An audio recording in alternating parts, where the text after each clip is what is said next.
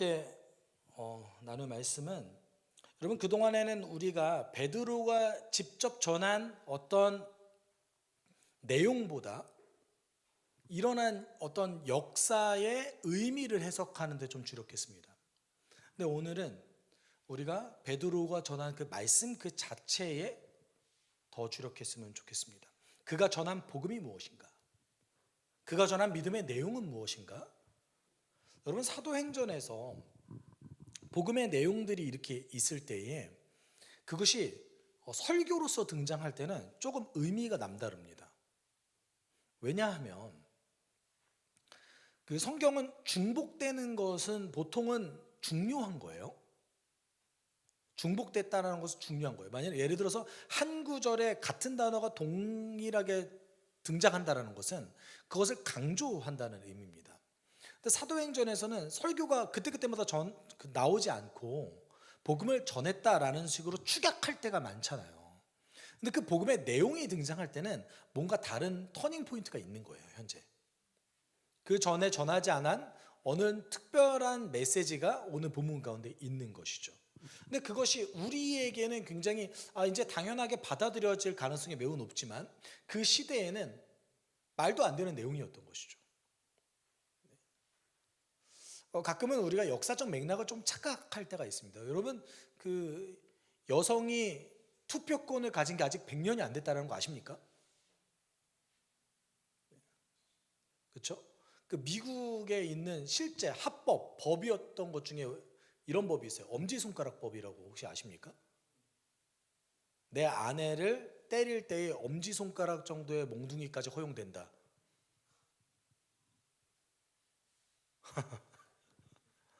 말이 안 되죠.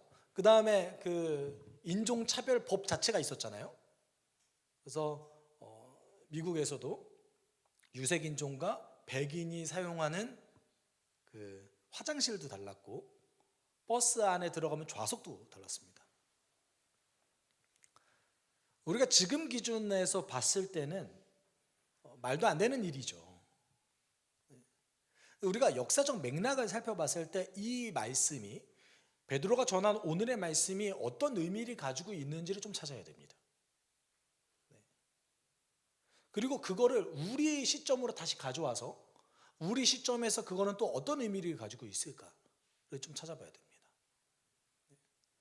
물론 우리가 의식하지 않고 그냥 지나간다면 이거 한번 봤던 말씀이지 라고 지나갈 수 있습니다. 근데 여러분, 그 말씀을 깊게 묵상하다 보면 그 말씀 안에 숨겨져 있는 의미가 굉장히 깊다라는 것을 발견하게 됩니다. 아침마다 새롭고 또 새로우니 주의 말씀이 그렇거든요. 물론 이 방대한 말씀을 그대로 다 완전히 꿰어내서 풀어내는 사람은 굉장히 극소수지만, 그래도 여러분, 우리가 평생을 읽어도 그 말씀 안에 숨겨져 있는 의미를 다 찾아내기가 어렵죠. 오늘 베드로는 모여있는 사람들에게 하나님의 말씀을 전했습니다. 34절 35절에 이렇게 얘기하고 있죠. 베드로가 입을 열어 말하였다. 나는 참으로 하나님께서는 사람을 외모로 가리지 아니하시는 분이시고 하나님을 두려워하며 의를 행하는 사람은 그가 어느 민족에 속하여 있든지 다 받아주신다는 것을 깨달았습니다.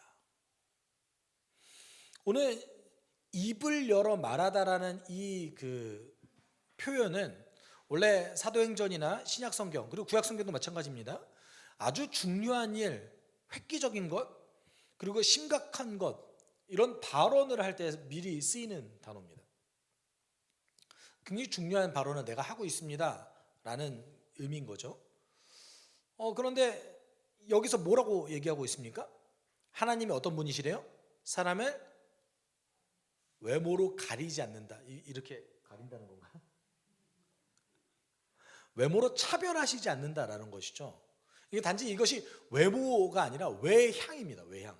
외적인 모든 부분을 얘기하는 거예요. 여러분, 우리가 외적이다, 어떤 우리 안에 가지고 있는 외적인 부분이다, 내적인 것이 아니라 외적인 부분이다라는 것에 들어가 있는 것이 뭐가 있습니까?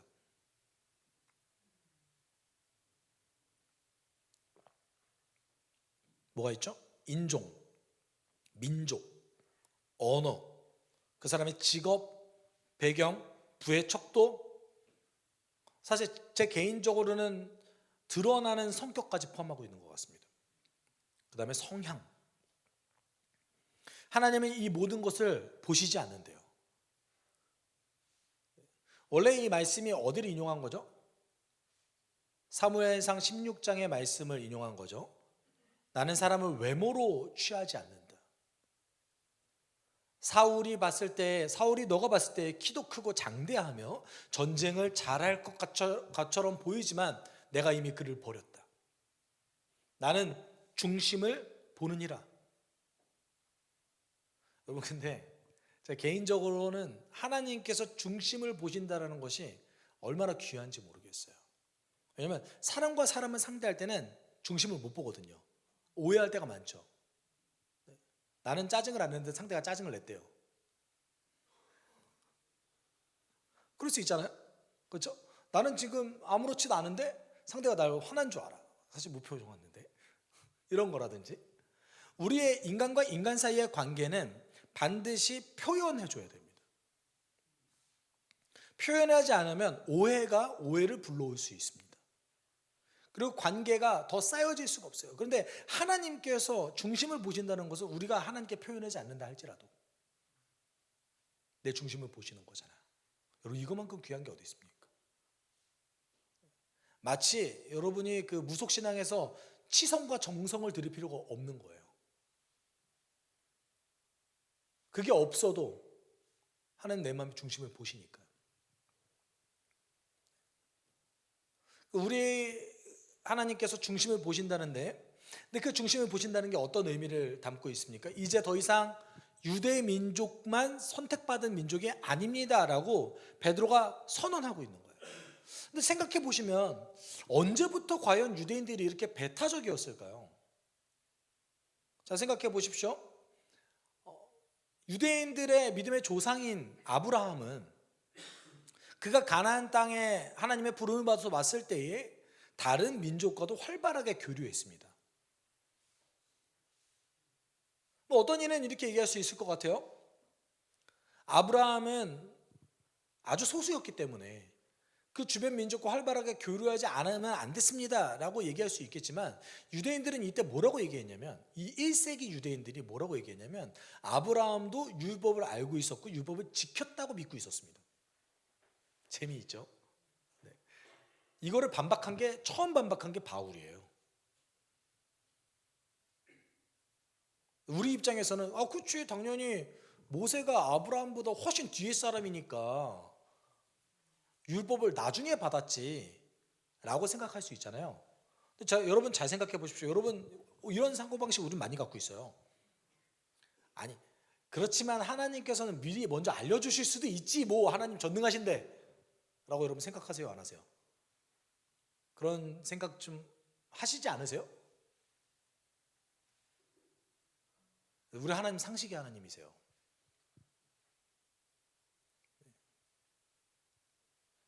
개인에게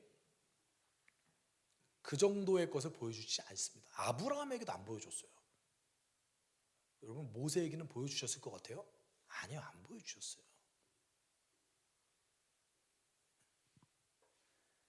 여러분, 세례자 요한도 예수님을 나중에 헷갈려 했어요. 우리 안에 있는 착각인 거죠. 처음에 아브라함조차 이방 민족과 교류를 잘했습니다. 모세는 어땠습니까? 이집트를 탈출할 때 이스라엘 민족과 친분이 있었던 이방 민족이 있었을까요? 없었을까요? 있죠. 뭐 사실 다 같은 노예에 불과한데 그냥 다 같은 노예잖아요. 여러분, 갈렙이란 이름이 이방 민족 이름이에요. 히브리 이름이 아닙니다. 셈조거 이름이 아니에요. 그래서 갈렙이 이방 민족 출신이었을 것이라고 추정하는 학자들이 굉장히 많습니다.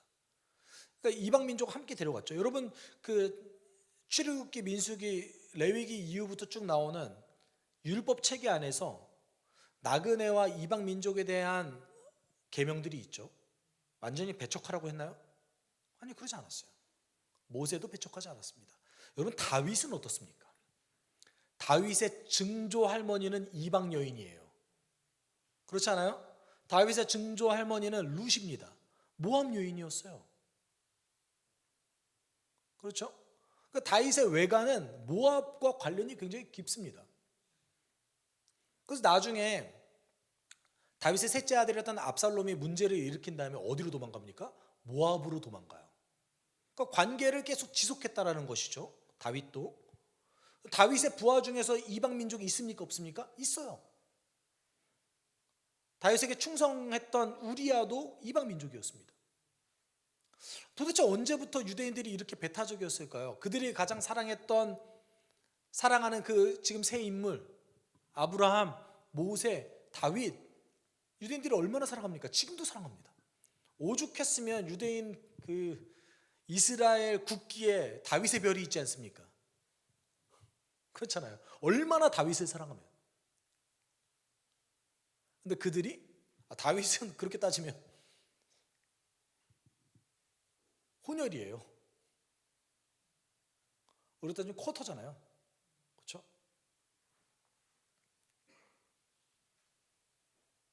그럼에도 불구하고 유대인들은 굉장히 배타적으로 흘러갔습니다. 그러면 이 배타적인 유대인들 중심의 그 사상에서 오늘 베드로는 선언합니다. 하나님은 민족과 인종, 그 외적인 모든 것을 차별하지 않으신 분이시다. 다른 얘기를 하면 하나님 모든 민족, 모든 피조물을 사랑하신다 라고도 전환시킬 수 있을 것 같습니다.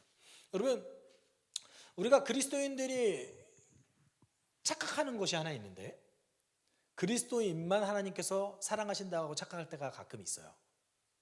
근데 하나님은 모든 사람을 착각하시죠. 그렇지만 우리가 기억해야 될 게 있습니다. 모든 사람을 사랑하시지만 모든 사람을 받으시지는 않습니다.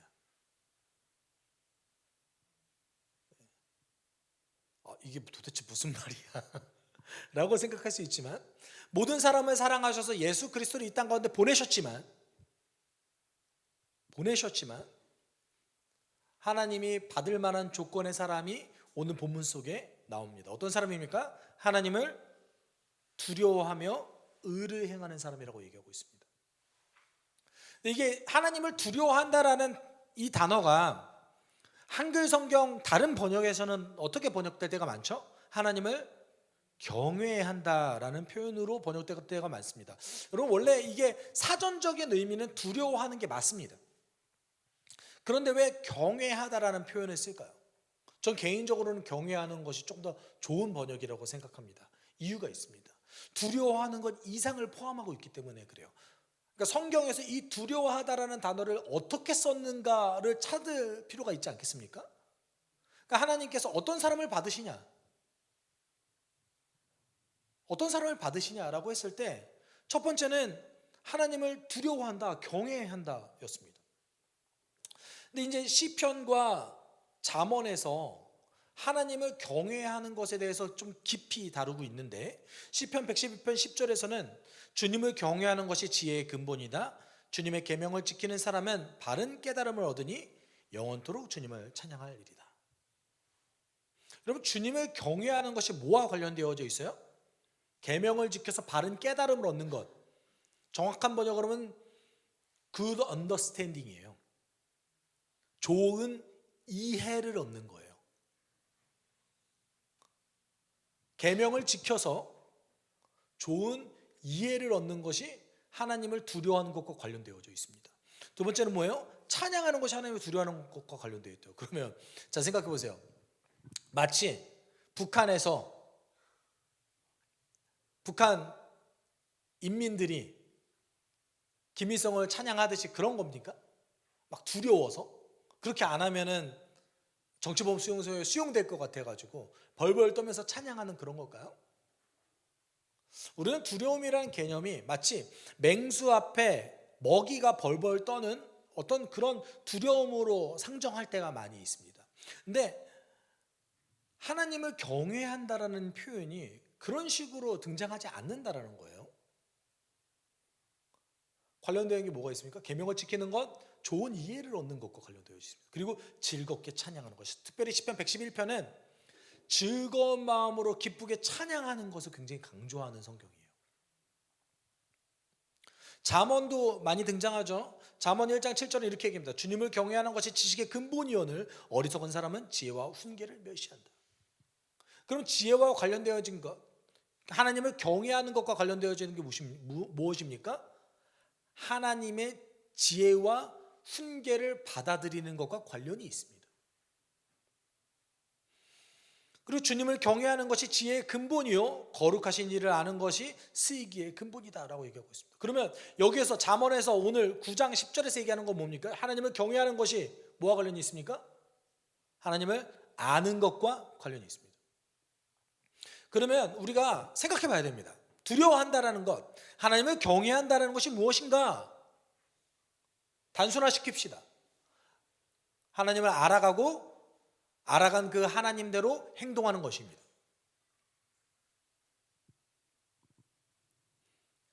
그렇기 때문에 개인적으로는 그 두려워한다라는 표현보다 경외라는 표현이 좀 더 정확한 것 같아요. 왜냐하면 우리가 그 벌벌 떠는 그 두려움을 넘어서는 것이거든요.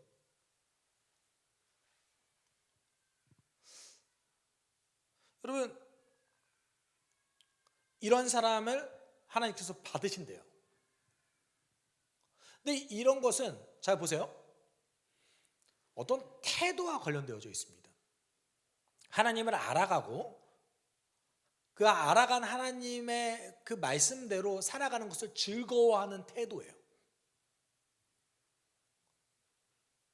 두 번째는 의를 행한다라고 얘기했는데, 여러분 구약 성경과 신약 성경 전체에서 의는 보통은 신약 성경에서는 의라는 표현이 등장할 때는 복음과 관련되어져 있습니다.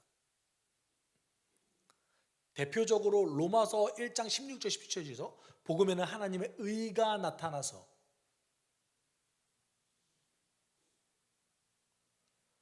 구약 성경에는 어땠을까요? 의가 등장할 때 가장 가까이 등장하는 것이 무엇이냐면 헤세드가 많이 등장합니다. 하나님의 사랑. 의도 역시 마찬가지입니다. 의를 행하는 것, 하나님의 성품을 배워서 그대로 행하는 것을 얘기하는데 뭐와 관련되어져 있습니까? 하나님의 사랑과 관련되어져 있는 계명입니다. 이것도 뭐와 관련되어져 있어요? 태도와 관련되어져 있어요. 지금 베드로가 35절에서 요구하는 하나님을 경외하고 의를 행하는 것이 결국은 뭘 의미하는 겁니까? 믿음을 얘기하는 거예요. 그러면 그 믿음의 내용이 무엇입니까? 36절 우리 같이 읽어볼까요? 하나님께서는 이스라엘 자손에게 말씀을 보내셨는데 곧 예수 그리스도를 통하여 평화를 전하셨습니다. 예수 그리스도는 만민의 주님이십니다. 아멘. 예수 그리스도에 대한 내용을 전했어요. 이제 믿음에 대해서 얘기한 거죠. 믿음의 내용이 무엇이냐? 예수 그리스도입니다. 그 예수 그리스도께서 어떤 분이십니까? 첫 번째, 평화를 주시는 분입니다. 두 번째, 그분은 이 땅 온 피조물의 주인이십니다. 요거를 좀 붙여볼까요? 예수 그리스도께서 주인이신 것이 우리의 평화입니다.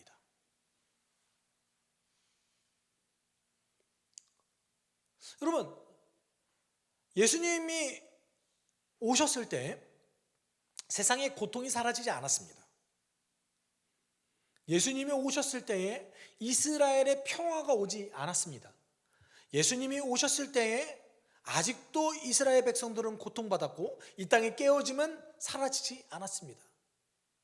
근데 예수께서 뭐를 전하셨어요? 평화를 전하셨어요. 어떤 겁니까? 우리는 두 가지 의미로 찾아봐야 되는데, 첫 번째는 예수를 믿을 때 우리에게 주어지는 평화입니다.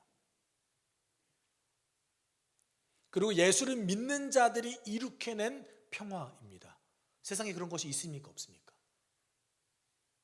여러분, 많죠. 노예 해방, 여성 인권, 아이들의 인권의 문제, 그리스도인들이 이 땅 가운데 이뤄냈던 인간의 기본적인 권리에 대한 문제들이 얼마나 많습니까? 여러분, 참 재미있는 것은 과학자들이 신의 존재를 믿지 않아요. 그런데 그들의 삶의 체계는 다 종교에서 나왔습니다. 과학적 근거로 따지면 인간이 인간의 권리를 가져야 되는 근거는 없어요. 인간이 왜 기본적인 권리를 가져야 되죠? 다 어디서 나온 거예요? 종교에서 나왔어요. 기독교에서 나왔어요.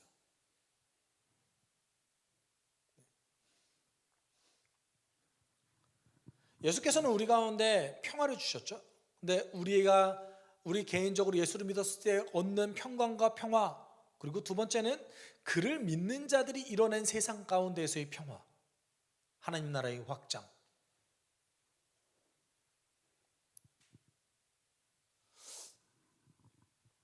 그리고 그가 이 땅 가운데 주인이시다. 이것이 내용입니다. 믿음의 내용인 것이죠. 좀 더 구체적으로 들어가면 38절에 이렇게 얘기하고 있습니다. 같이 읽어볼까요? 하나님께서 나사렛 예수에게 성령과 능력을 부어 주셨습니다.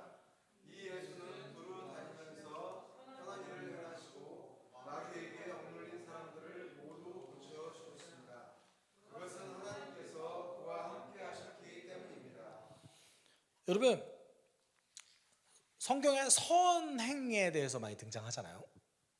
우리가 지난주에 디모데후서 3장 16절 17절 함께 읽었죠. 모든 성경은 하나님의 감동으로 된 것으로 교훈과 책망과 바르게 함과 의로 교육하기 유익하니 이는 하나님의 사람으로 온전하게 하여 모든 선한 일을 행할 능력을 얻게 하려 함이라. 골로새서는 목사의 역할에 대해서 얘기하고 있는데 골로새서 1장 28절에 뭐라고 얘기하냐면 목사는 각 사람을 만나서 그 사람을 온전케 하고 선을 행할 능력을 갖추게 하는 것이 목사의 역할이라고 얘기하고 있습니다. 그러니까 목사가 하는 게 두 가지예요. 각 사람을 만나서 온전하게 하는 겁니다. 그리고 두 번째는 그 사람이 선을 행한 능력을 얻게 하는 겁니다. 근데 여러분 잘 생각해 보십시오. 그럼 선행이 뭡니까? 착한 일 하는 것? 그러면 그리스도인의 선행과 또는 오늘 본문 속에서 등장한 예수 그리스도의 선행과 안 믿는 사람들의 선행은 어떤 차이가 있습니까? 여러분 오늘 본문 속에서 38절에서 얘기하는 예수 그리스도께서 선한 일을 행하셨다라는 것은 보통 여러분 성경에서 선한 일을 행했다라는 것은 사회에 아주 유익한 일을 한 사람들에 대한 강조적인 표현입니다. 아주 강력한 표현이에요. 우리가 생각하는 것 이상의 강력한 표현입니다.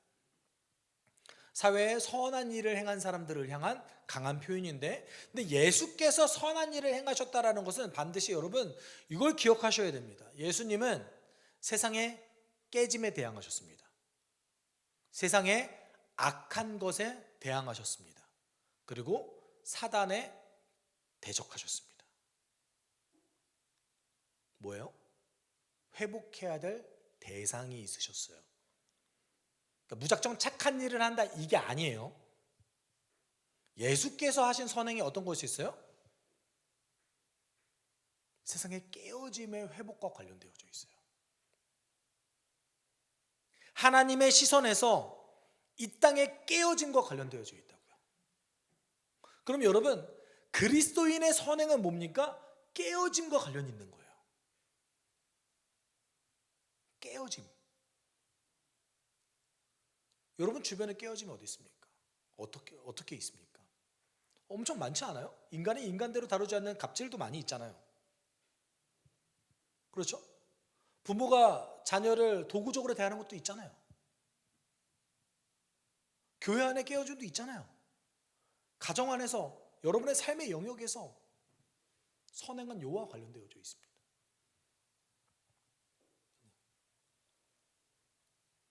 그리고 이 깨어짐을 최종적으로 해결한 역사적 사건이 무엇입니까? 그것이 39절, 40절입니다. 이 땅의 깨어짐에 대한 회복의 선언이죠. 그것이 무엇입니까? 39절, 40절이죠. 같이 읽어볼까요? 우리는 예수께서 유대 지방과 예루살렘에서 행하신 모든 일의 증인입니다. 사람들이 그를 나무에 달아 죽였지만 하나님께서 그를 사흘 날에 살리시고 나타나 보이게 해 주셨습니다. 예수께서 왜 십자가를 지셨습니까? 그것도 유대인의 율법에 비춰 봤을 때는 저주받아 죽은 자의 모습으로 죽어야만 했습니까? 지금 여러분 듣고 있는 자가 누구예요? 고넬료예요. 고넬료는 율법을 전부 다 지키지 못하는 자기 자신의 한계 때문에 고통받는 자였습니다. 근데 그 고넬료에게 베드로가 뭐라고 얘기하고 있는 거예요? 예수는 율법의 기준으로 봤을 때는 저주받은 자처럼 죽었다. 우리 관점을 좀 바꿔봅시다. 사단이요, 계속해서 예수님과 대적했잖아요. 처음에 예수님의 공생의 사역을 시작할 때 예수님이 금식할 때 사단이 3번이나 나타나서 시험했습니다. 그렇죠? 곳곳마다 예수께서는 사단의 고통받는 자를 해방시켰습니다. 그 대목이 너무나 무수히 나오기 때문에 우리가 간과하지만 예수님은 계속해서 대적자의 입장에서 이 땅의 악함과 사단의 권모술수를 깨는 것에 주력하셨습니다. 예수님의 선행이 여기 있었던 거예요. 그런데 그것의 최종 결정판이 뭐예요? 십자가예요. 여러분, 사단 입장에서 생각해 보세요. 사단이 예수님의 제자를 꼬셨어요. 성공했어요? 실패했어요? 성공했죠. 여러분, 우리 인간 입장에서 생각해 봅시다. 요거만큼 큰 타격이 있는 게 어디 있어요? 내부의 가장 중요한 사람을 배신자로 만드는 것. 사단이 그거 성공했어요. 그리고 어디까지 성공했습니까? 하나님이 주신 율법의 기준에서 저주받은 자의 모습으로 죽이는 것까지 성공했습니다.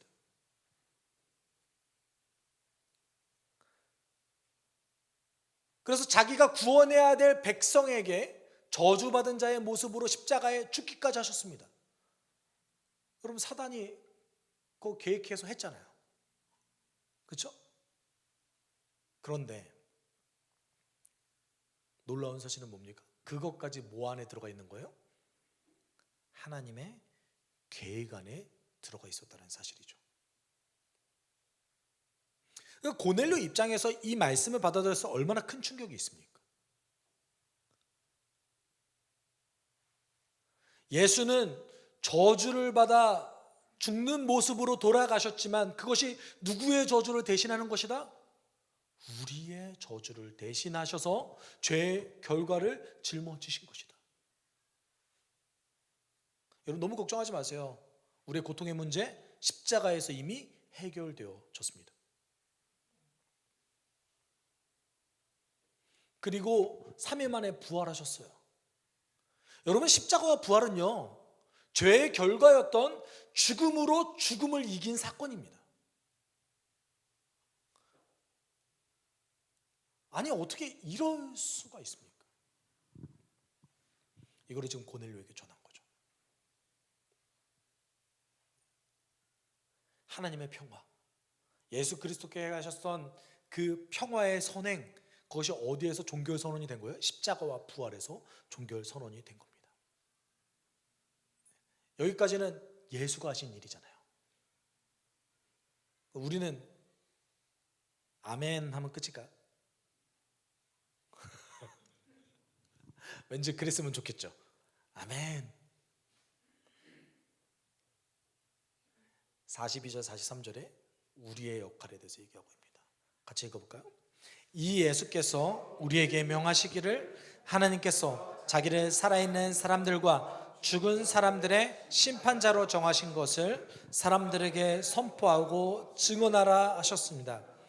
이 예수를 두고 모든 예언자가 증언하기를 그를 믿는 사람은 누구든지 그의 이름으로 죄 사함을 받는다고 하였습니다. 우리는 무엇을 해야 됩니까? 믿어야죠.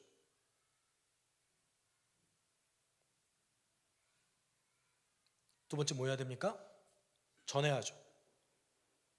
그가 모든 이 땅 가운데 태어난 자의 심판자라는 사실을 전해야죠.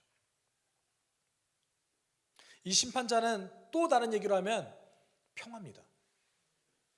모든 것을 이미 해결하셨습니다 라는 선언입니다. 이걸 우리가 어떻게 해야 돼요?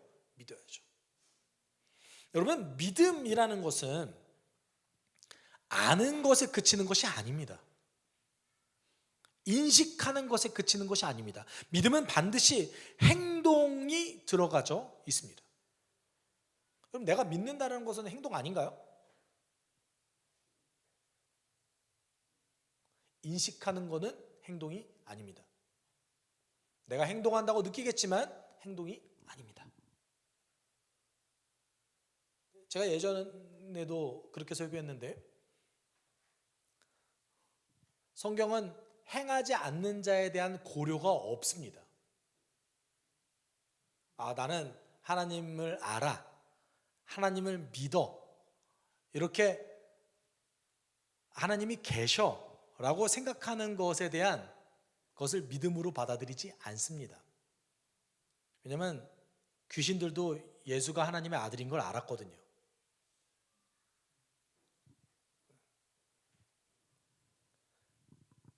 행함이 동반되는 믿음 안에는 두 가지가 같이 들어가 있는 거예요. 믿음 두 가지가 들어가 있는 거예요. 인식하는 것, 행동하는 것.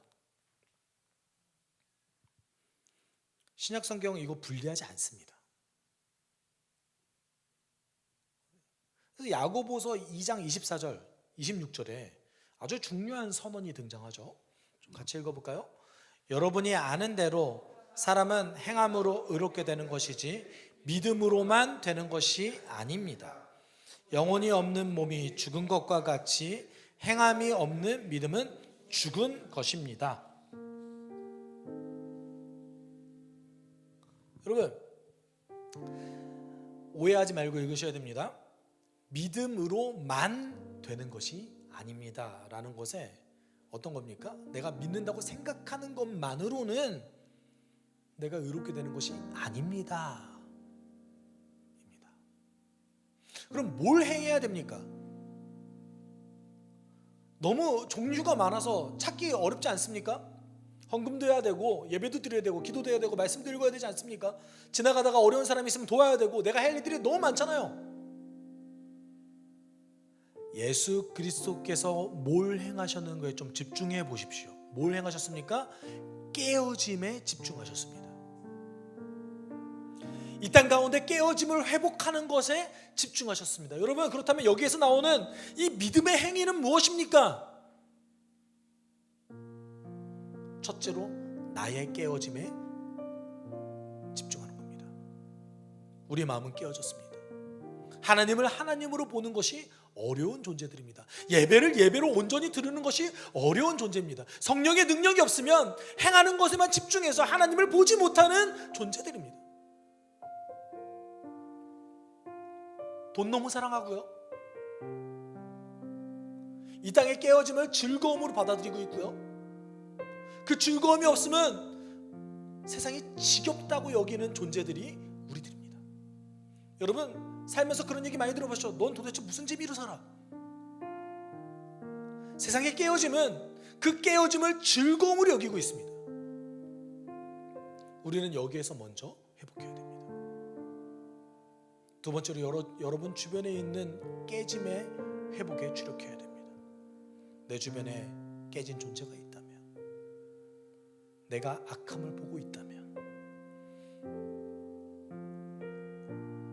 그 깨짐에 여러분이 헌신해야 됩니다. 예수께서 주셨던 가장 효과적이고 좋은 방법은 공동체 전략이었습니다. 그것을 내가 혼자 행하기 어려우니 함께 행하자.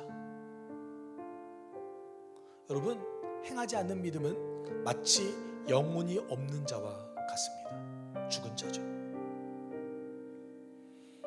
어떤 행함을 해야 됩니까? 내 안에 깨어짐에 주목하시고 여러분의 주변에 있는 깨어짐에 주목하십시오. 그리고 그걸 함께 합시다.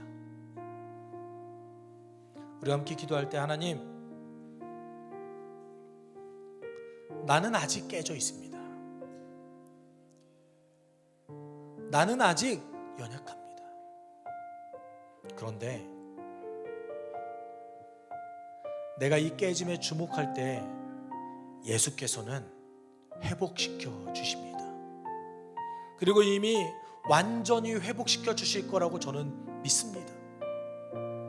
우리가 세상에 깨어지는 깨어진 세상을 회복하시는 그 하나님의 사역에 동참하여 행동하는 그리스도인 되게 하여 주십시오. 그것을 위해서 함께하게 하여 주십시오. 주님이 그것을 위해서 오셨습니다. 우리가 함께 기도하도록 하겠습니다. 사랑만 하시는 하나님 아버지, 감사합니다. 하나님, 아직도 이 세상의 깨어짐에 대해서, 아직도 이 세상에 그 어긋난 것들, 악함을 즐거워하고 있는 나의 속성들이 너무나 많이 있습니다. 우리는 아직 돈을 사랑하고, 우리는 아직 외적으로 사람을 판단하고 차별하며, 우리는 온전히 세상을 주님의 눈으로 바라보지 못하는 그런 깨진 존재들입니다. 그것을 그리스도께서 회복시켜 주시고 온전케 하여 주시니, 하나님, 이 세상의 깨어짐을 회복하여 주시는 그 하나님의 사역에 내가 동참할 수 있게 하여 주시고, 그것을 함께 행할 수 있게 주님 도와주십시오.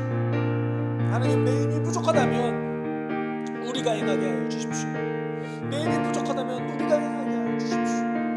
하나님, 주님 믿음으로 순종하며 나아갈 수 있게 하여 주시고, 우리가 믿을 때에 인식하는 것과 행하는 것이 함께 갈 수 있게 주님 도와주십시오. 내 돈의 경제적인 문제, 내 재물에 대한 문제가 있다면 하나님, 헌금함으로 이 깨어짐을 회복하게 하여 주시고, 하나님, 내 시간을 내는 것이 부족함이 있다면 하나님, 그것을 내 시간을 당신께 내어놓음으로써 회복할 수 있게 하여 주십시오. 다른 사람들에게 관심을 가지고 있지 않다면 하나님, 내가 다른 사람을 생각하고 그를 위해서 시간을 내서 기도하며 그를 위해서 돈과 물질을 쓰고 행동함으로 하나님, 모든 깨어짐을 회복할 수 있는 내가 될 수 있게 하여 주십시오. 하나님, 지금 이 시간에 우리를 어렵게 하는 것, 내가 집착하게 하는 것, 그것에서부터 멀어지며 당신과의 관계에 집중할 수 있게 하여 주십시오. 아버지, 인도해 주십시오. 감사합니다.